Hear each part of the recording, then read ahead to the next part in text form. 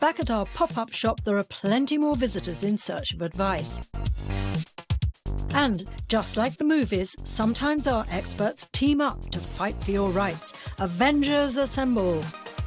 Gary and Martyn, I brought Evie to see you. Evie Tucker from Stoke came looking for advice after paying £566 for VIP tickets to a Heroes and Villains convention. First of all, I'd like to know what a Heroes and Villains convention is. You've interested him. Clearly a villain.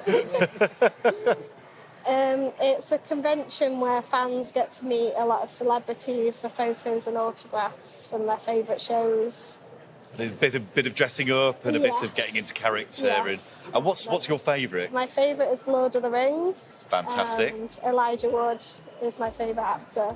Evie bought the tickets back in October 2018, but just over 2 weeks before the event was due to start, it was postponed for another year. Then, in February 2020, just a week before the doors were finally due to open, the event was cancelled and fans discovered that the company had gone into liquidation with no one getting their money back.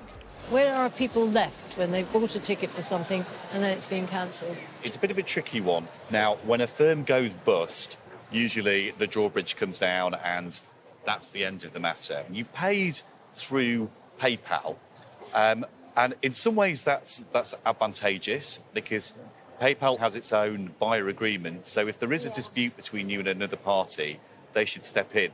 But am I right in thinking there was another problem when you went to PayPal? Yes, PayPal said then that they couldn't do anything about it because it was out of their 180-day buyer protection guarantee. PayPal's policy allows anyone to claim for a refund on something they've not received for up to 180 days after paying for it. But because of the year-long postponement to the original convention, by the time it was finally cancelled, it had been much longer since Evie first paid.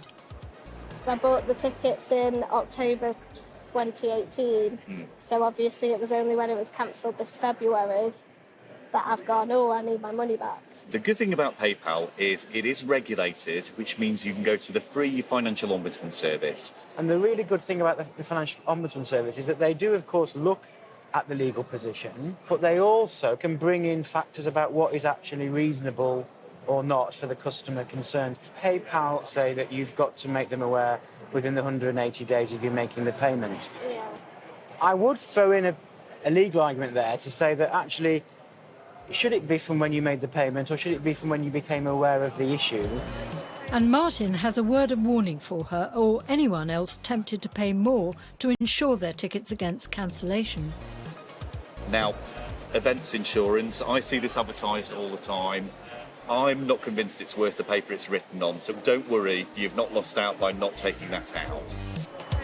Instead, Martyn says she'd be much better off simply paying by credit card, because that way her purchase would be protected under Section 75 of the Consumer Credit Act, making getting a refund much easier.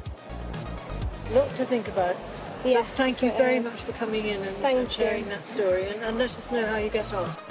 Well, just like all good superhero movies, there's a spectacular ending to this one. I'm pleased to say that after we contacted PayPal, it gave Evie £515 back as a goodwill gesture and said it was sorry that she'd had an unfortunate experience on this occasion. And since we met her, superfan Evie also got to meet her favourite actor, Elijah Wood.